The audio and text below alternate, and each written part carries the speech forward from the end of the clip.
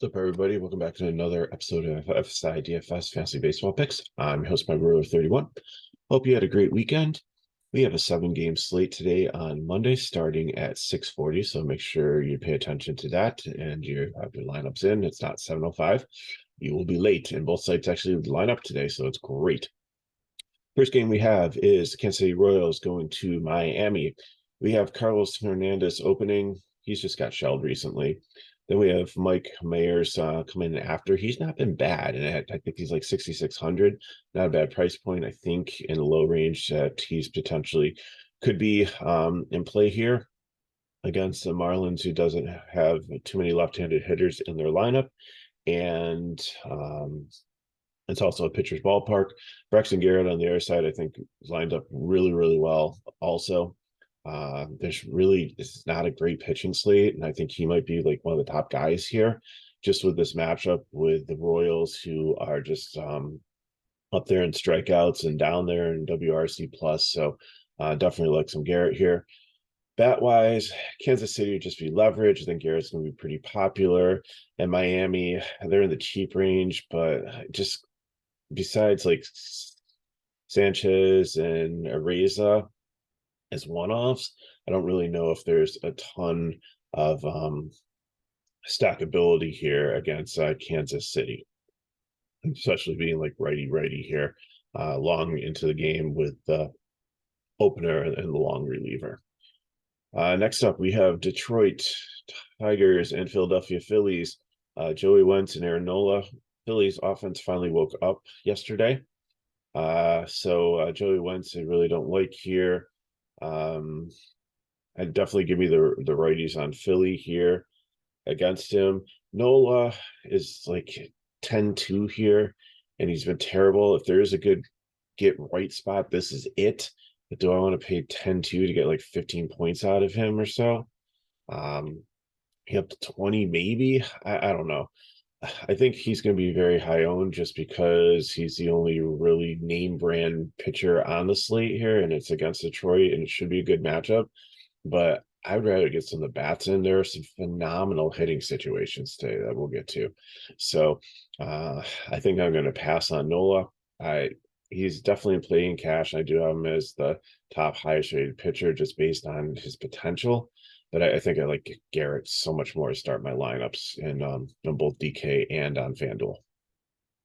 So bat wise, the Tigers, I mean, he has struggled and it makes sense to stack against him as a leverage stack, but I don't even know who I'd take with like some of the injuries and the guys out, like McKinstry, Badu, and Baez is righty, Torkelson's righty, Haas is righty, like Matt, and I mean, gets the hits, has some speed, and there's like really not a lot of power stuff. So it should line up well, but it's probably gonna be like a Washington death by 1,000 cuts scenario where they probably like nickel and dime them to death. But again, I don't know who I would like really stack in this offense. The wind is kind of blowing in from left field here, 10 miles per hour, so that might help also. But I do really like the Philly stack. They're probably going to be a top stack on the slate here. Even Schwarber and Harper, lefty and lefty are fine, but Castellanos has just been hot recently. Turner still struggles, but I mean, he is Trey Turner. The talent's there. It will eventually come. Real Muto has actually shown up the last couple of games. I think he's got back-to-back games with home runs. Ellis, there's a righty. Harrison Sosa, if you want to wrap around lineup, that definitely works out for you also.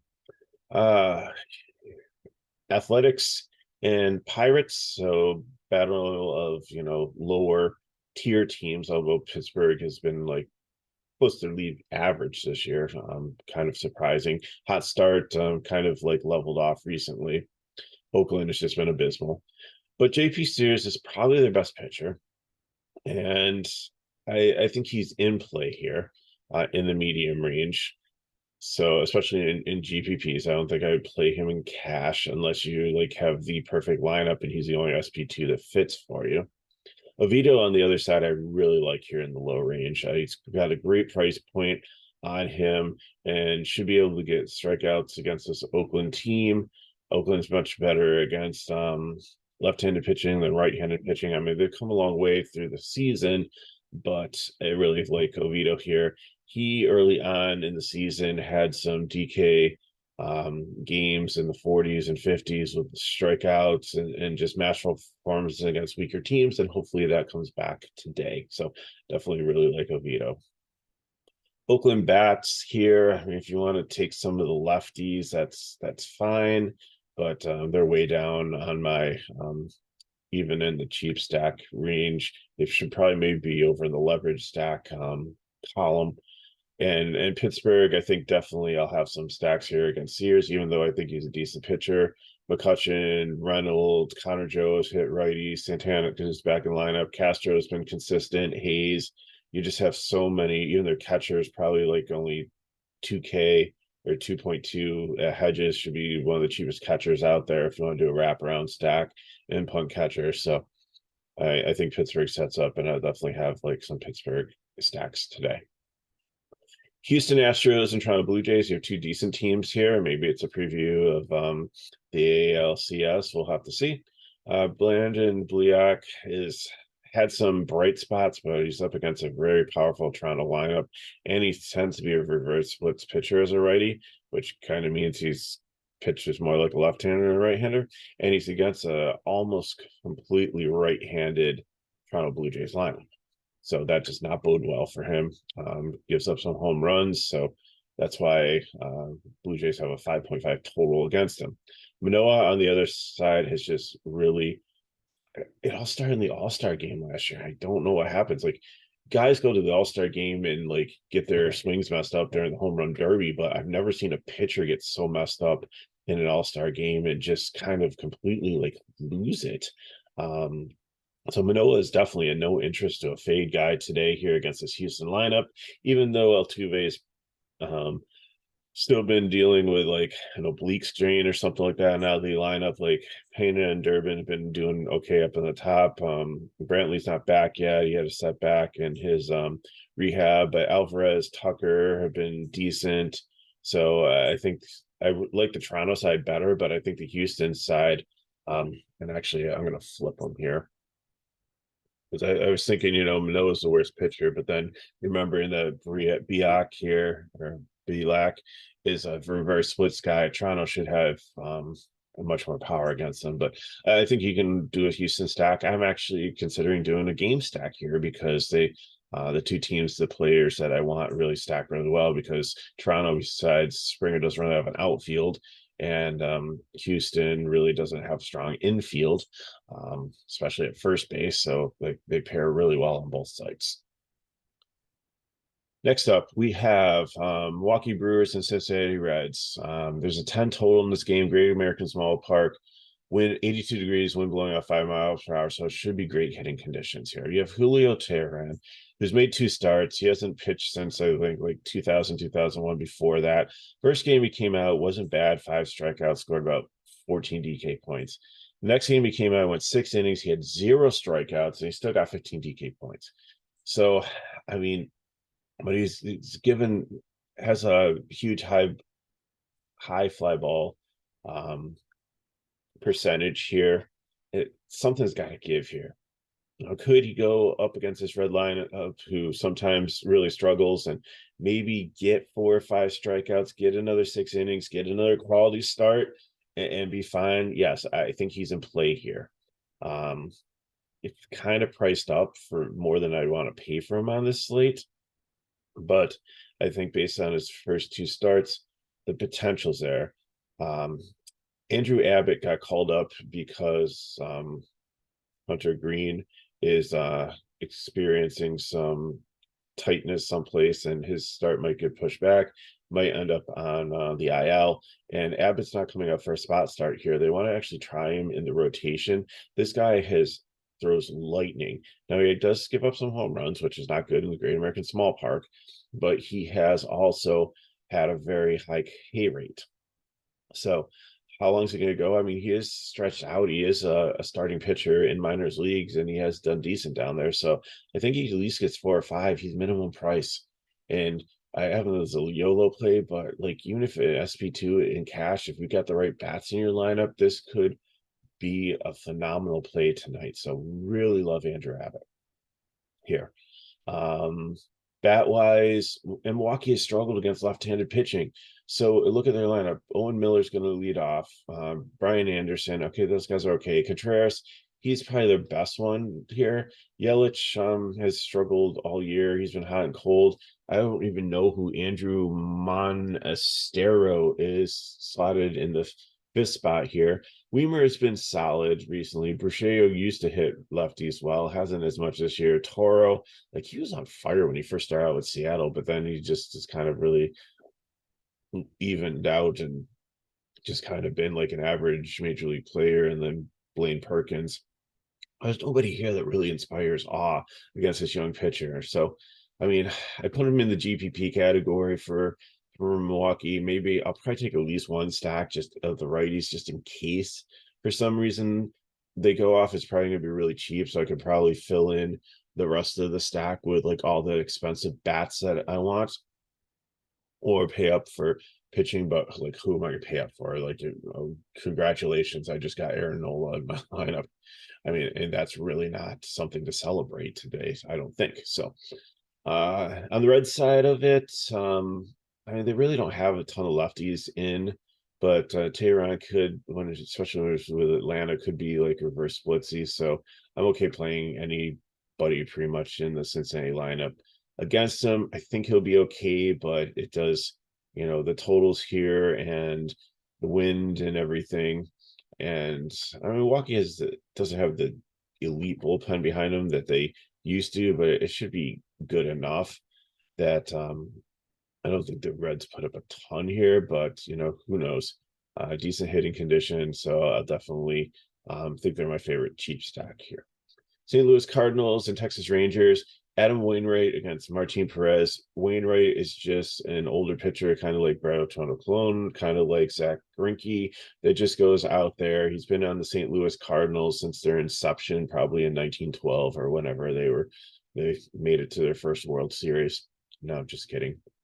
But he was probably on that 2007 last championship team. He's just been around forever, and he's still a decent pitcher, but he's only throwing in like the 80s, probably, maybe can touch some 90.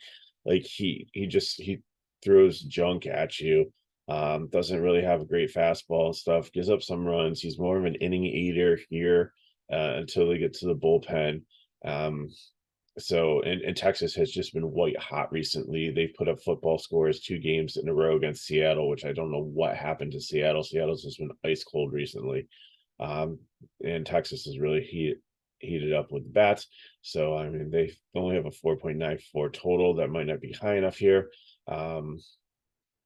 Against Wainwright, and St. Louis has been disappointing at times, but this is a great situation for all these power righties here. And I love the way that they stack up, and the cheap guys that will be in there, especially like Yepes, batting fifth here. Like, just give me the righties as St. Louis. I think it's a great situation. Final game we have is Kyle Hendricks, the Cubs, against Blake Snell of the Padres. Padres only have a 4.44 total here. Not a huge favorite. The Cubs only have a 3.56, but Blake Snell just hasn't been the same pitcher this year. I'd probably I think he and Nola are probably even if I look at it. So just the price discount on Snell today makes him more appealing. Kyle Hendricks, I'm just not interested in. He just really hasn't had it. Padres have just such a lineup that just could completely go off. They're like St. Louis. It's just a Jekyll and Hyde thing, like where like you never know. So you got to play them every so often. You just got to be wary against pitchers against them, I think. So the Cubs, I just think put the Cubs as a GPP stack here. Against Snell, just in case. I mean, they have a bunch of righties here that have power, and Honer and Swanson and Happ and Suzuki and even Wisdom time to time. Mancini potentially. So they'll probably roll out. Morel's really cooled off since his hot few weeks ago. But they might throw an all right-handed lineup here against Snell. So And then the Padres on the other side here.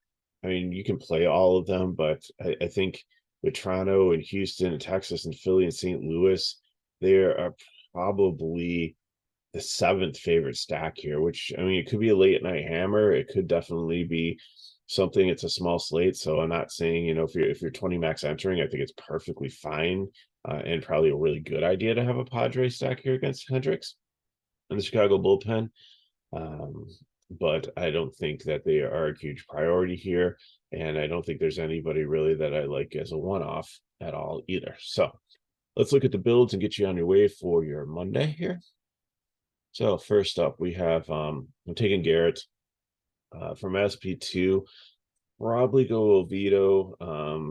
I don't think I need Abbott in this context here, but I'm going to take Philly, and I'm going to take St. Louis. I mean, if you want to take Texas and Philly, that's fine also. But I really liked how St. Louis and Philly worked out here. So probably going to punt catcher. Probably take the Pittsburgh guy that's like 2-2 if he's in the lineup. But give me Goldsmith, give me Edmonds. Arenado probably at third if I can get up to him. Turner, Yepes, Casti, and then Harper, Schwarber, St. Louis guy, whoever you can get in outfield there, whoever works for you. For FanDuel, Garrett, same thing. Goldie, give me JT, Real Muto. Also, maybe you can play him in utility if you can't get him in, if you don't take him at first base here. Second base, I don't know if Edmonds is eligible there. He might only be shortstop only, so I think like maybe Gorman there. It's lefty and lefty, but he's hit decently well, so or might just need to take a one off second base, or maybe get Stott if I can get to him there. I think he was pretty reasonably priced. Arenado, I don't really like the lefty there, and I don't even know if he was in the preliminary lineup for them. No, he is not. So we'll have to see what happens there.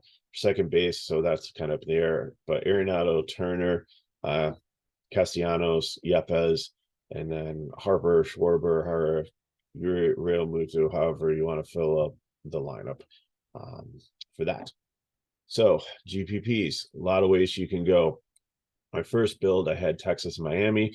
Then I looked and really didn't like Miami that much. So it might be Texas, some Miami lefties, some one-offs there to fill in. But I'm definitely taking Abbott.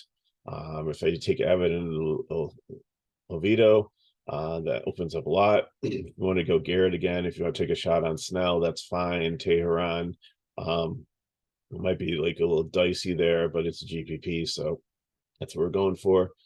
So give me catcher probably punt. Give me Vlad. Second base, if Altuve's in, maybe kind of weary come back from injury. Durbin's decent there, potentially if he's leading off. Third base, Chapman, or you can take, if Chapman sits, if you want Bregman, that's fine also. Bichette, it's shortstop. Alvarez, Springer.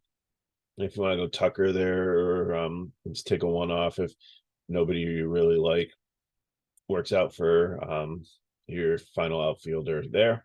And then GPP, Oviedo, for definitely is going to be the pitcher I'm going to focus on there. Same thing, Vlad, second base, whoever works there, whether it be Durbin, whether it be Altuve. I think Merrifield even has eligibility there for the stack. Chapman to Bregman, Bichette, Alvarez, Springer, Tucker, whoever you want to take an outfield. Merrifield works there also, and then utility. Just try to get 4 Toronto and 4 Houston guys. That's how we're going here.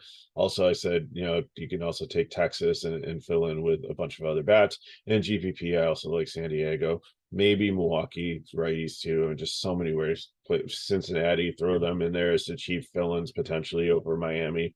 But again, it was just like I just didn't really like the way the positions like filled in, like trying to work Texas out and Cincinnati. It just seems like there's certain positions where I had like nobody, so they just didn't work together. So, but that's what we got for today's slate. So if you have any questions, put them in the chat below. Remember, we start at 6:40, not 7:05 or 7:07 today.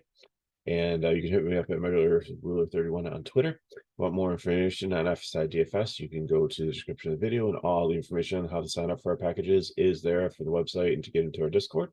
And if these videos are helpful for you, Really appreciate everybody watching NASCAR over the weekend through the 3 videos. We had over 1,500 views, so that's just incredible. Thank you so much. Baseball videos have been averaging 300, 400, 500 views a day. Really appreciate that also. So thank you for continuing to watch. If we keep on helping you, we'll keep on making these videos. Please help us back. Continue to like the videos, share with your friends, subscribe to our channel if you haven't already. We are on pace, hopefully by the end of the season, to hit 5K. Getting really close to 4,500. Seems like every single day we keep on gaining more and more subscriptions. So thank you so much for those of you who've done it. So I'm Edward 31. Hope you have a great Monday. I'll see you next time.